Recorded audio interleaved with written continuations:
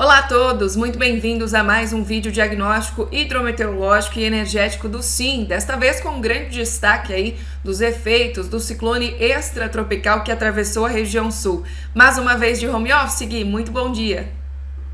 Bom dia, Lu. Mais uma vez de home office e vamos observar aí qual foi o impacto para o setor de energia dessa chuvarada que caiu lá no sul. Muito bacana, então vamos lá para o vídeo de hoje.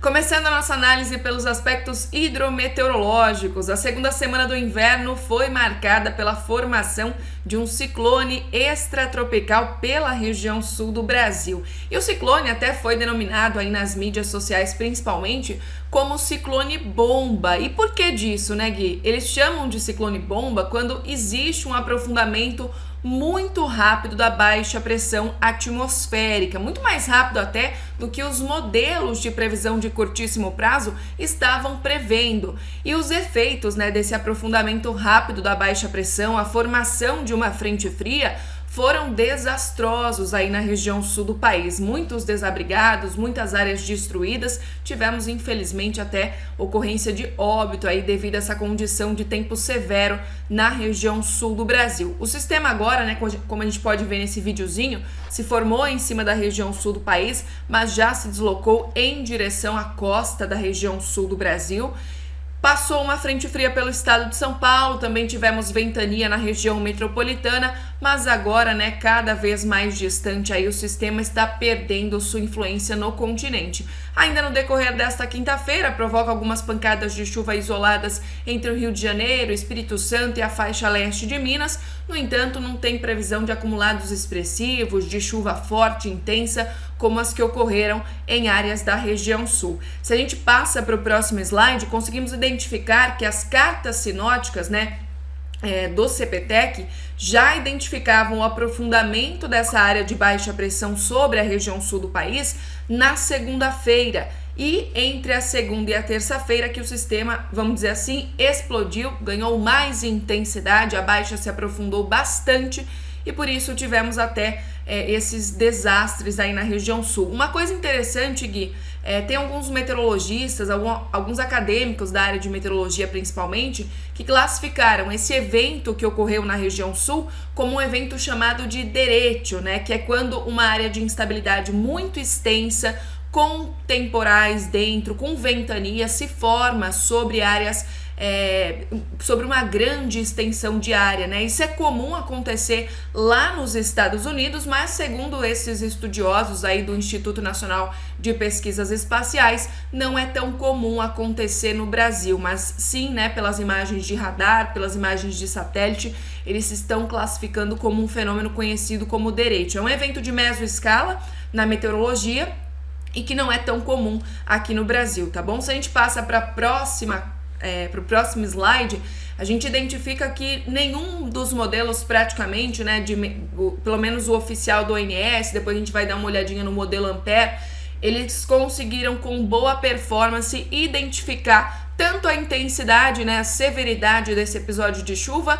quanto o volume de água associado a essas instabilidades. Então, aqui na figurinha do meio é o que estava sendo previsto, Eram mais de 40 milímetros de chuva acumulados para grande parte do centro-sul, mas o que realmente caiu passou aí dos 70, 100 milímetros em diversos pontos, principalmente na região da Bacia do Uruguai, parte do Rio Iguaçu e chegou até chover bem aí na região do Paranapanema. Então, na maior parte dos casos, se a gente passa até para o próximo slide e pega a melhor combinação de modelos meteorológicos, faz uma estatística, um tratamento estatístico em cima desses dados, identificamos que os modelos não tiveram boa performance para identificar toda essa chuva, toda essa instabilidade que caiu no centro-sul do país. Por outro lado, no centro-norte, continuamos com o predomínio de uma massa de ar mais seco, tivemos ainda algumas instabilidades sobre a faixa leste nordestina e o extremo norte do Brasil,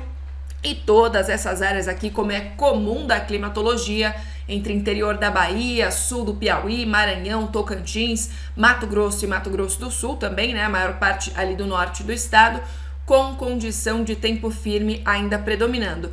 E agora o Gui mostra pra gente os efeitos, né, dessa surpresa, desses desvios acima da chuva que caiu no sul, sobre a energia natural afluente, também o intercâmbio das cargas e depois, consequentemente, até o final, o Gui vai fazer alguns comentários pra gente sobre a questão do PLD, né, o preço que a gente espera, principalmente para a região sudeste. Muito bem, Elô. Como você mesmo salientou no vídeo, né, não foi só a região sul afetada por esse ciclone, por essas chuvas aí que aconteceram no decorrer da segunda-feira, terça-feira. Nós temos o Paranapanema, que está ali no subsistema sudeste e que também foi muito impactado pelas chuvas que tivemos nos últimos dias. Se olharmos as vazões previstas, né, pelo ONS na última semana, com o que tem sido observado, tem um desvio significativo, bem expressivo. A tendência do subsistema sudeste durante o mês de julho é de queda nas vazões, em decorrência, né, estamos adentrando aí no período seco, mas em função dessa chuva no Paranapanema, a gente vê, né, observa até uma elevação da ENA agora, nessa primeira semana de julho. Se não voltar a ter episódios assim, né, dessas chuvas malucas no centro-sul, a tendência sim é de voltar a cair a ENA do sudeste, mas agora num patamar mais elevado do que nós esperávamos, né, no começo do mês de julho. E agora o sul, né, que foi o grande afetado aí por esse ciclone, até como ela comentou, com algumas tragédias até na região, a ENA do subsistema se elevou muito, em basicamente todas as bacias, né, Uruguai, Iguaçu e no Jacuí. Aqui vale observar um ponto, que o Jacuí, que é uma bacia pequena, né, que fica aqui mais ou menos no interior do Rio Grande do Sul, um pouco abaixo da bacia do Uruguai, ela teve uma resposta muito alta dessas chuvas e a vazão se elevou muito. Mas é uma bacia muito pequena, com poucos reservatórios. Então, boa parte dessa vazão que aumentou aí, dessa bacia, ela acaba sendo vertida, um vertimento não turbinado, né? Então tem uma energia aí que não é aproveitável. De qualquer modo, né, foi sim muito benéfico para o sul, todas as bacias da região tiveram uma elevação expressiva e também, a gente vai ver mais para frente, né, os reservatórios do subsistema que estavam aí numa condição mais crítica e ainda continuam em condição não tão boa, mas já tiveram aí um certo alívio em alguns dias, né, uma elevação alta de armazenamento em poucos dias. Aí já olhando, né, para a região, para a porção centro-norte do Brasil, então o subsistema nordeste-norte, no nordeste o desvio foi bem pequeno. A tendência de ENA, até com uma ligeira alta aí no último dia 1º, mas assim, muito constante a ENA agora, né, uma pequena tendência de queda ao longo do mês, em função aí do período seco e da ausência de chuvas na região, mas o desvio bem pequeno em relação ao que o ONS tinha previsto no PMO.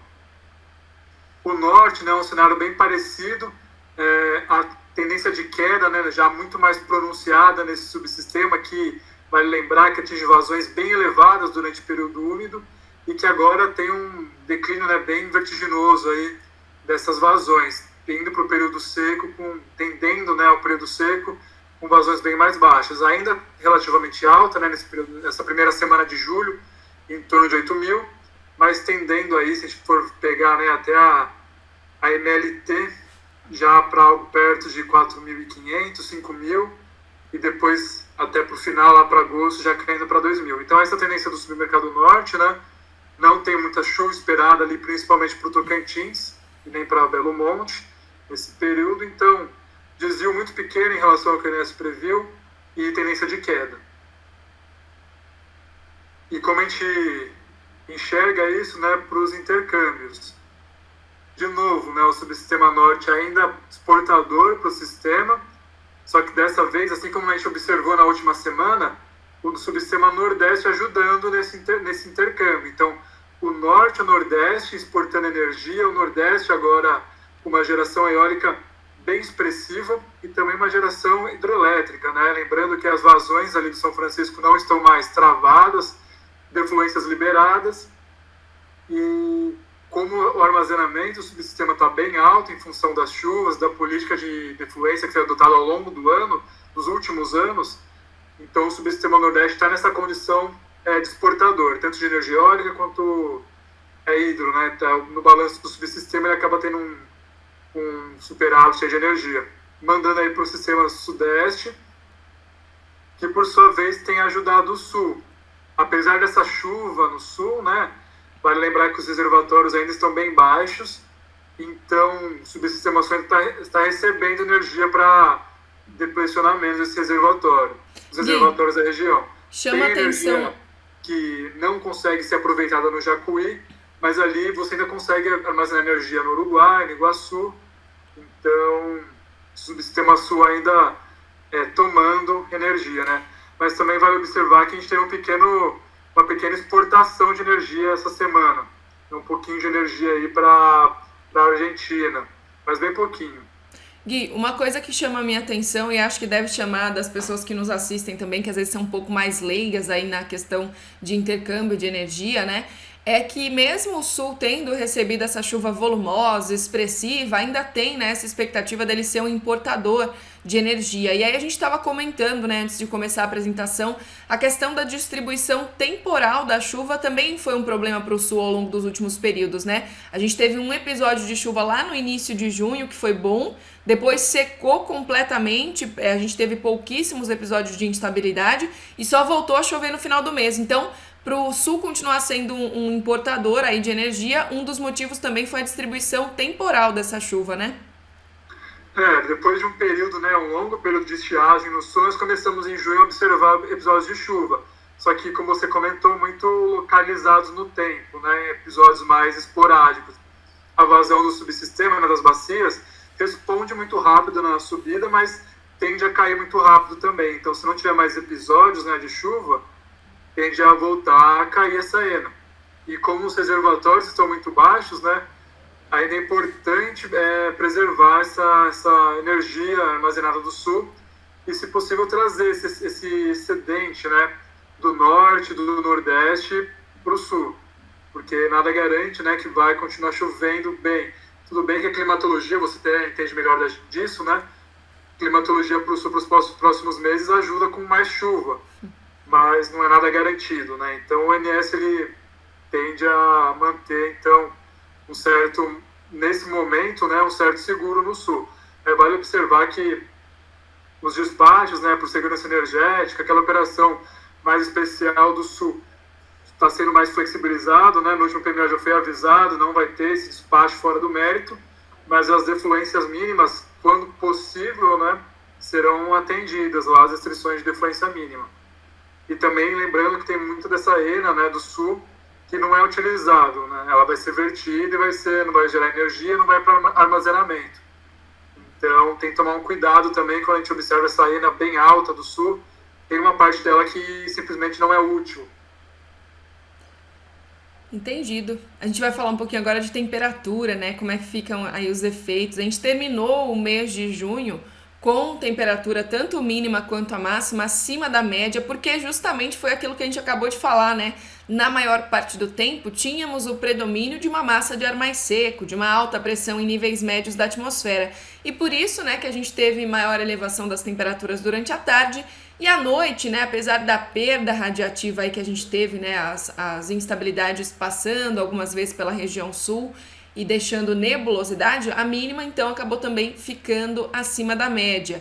E foi no último dia do mês, aliás, de junho, que a gente conseguiu superar a média de chuva para algumas áreas da região sul. Mas na maior parte do mês a gente estava enfrentando aí anomalias negativas em praticamente toda a região. Aí a gente trouxe também no próximo slide um mapinha de como fica a expectativa, né? Porque agora estamos sob a influência de uma massa de ar polar em todo o centro-sul. Até o próximo sábado as temperaturas ainda tendem a ficar bastante, né, frias aí em todo o centro-sul, e a partir de domingo, gradativamente, a gente observa que as temperaturas já voltam a ficar um pouco acima da normalidade. Justamente, né, então, esse friozão, toda essa massa de ar polar começa a perder influência no continente, começa a perder intensidade e a gente volta a ter temperaturas um pouco mais dentro da normalidade. Isso não significa retorno do calor ou temperaturas extremamente elevadas, porque a gente sabe que nessa época do ano a climatologia é baixa. Então, o que significa essa anomalia positiva que a gente está vendo na segunda figura? Que as temperaturas vão ficar pelo menos dentro e até ligeiramente acima da média normal climatológica. E aí a gente pode comentar também, né, o que passou aí com relação aos efeitos na carga, e o que vem por aí é outra massa de ar frio até o final da primeira quinzena de julho, mas por enquanto a temperatura então volta a subir nesse comecinho do mês, antes dessas instabilidades chegarem, Gui. E quando a gente olha para a carga do sistema, né, do SIM, para o Sudeste, por enquanto, né, o que a gente tem de avaliado é um desvio pequeno, a carga um pouco mais alta do que o projetado pelo ONS. Mesma coisa para o Nordeste, né, a carga um pouco mais alta, mas pouca coisa. Aí já para o Sul um desvio mais significativo, e dá até para entender, né, não só a temperatura, mas tivemos cortes de carga no Sul em função dos temporais, então muitas pessoas ficaram sem energia em casa por causa de linha, questão de quedas de linha. Então dá para entender não só pela temperatura, né, que ficou mais frio no subsistema sul, mas também questão do temporal e como isso afetou a estrutura de energia da região. Subsistema norte também com a carga um pouco mais baixa para essa semana, mas acho que o principal destaque mesmo fica para a região sul nessa semana.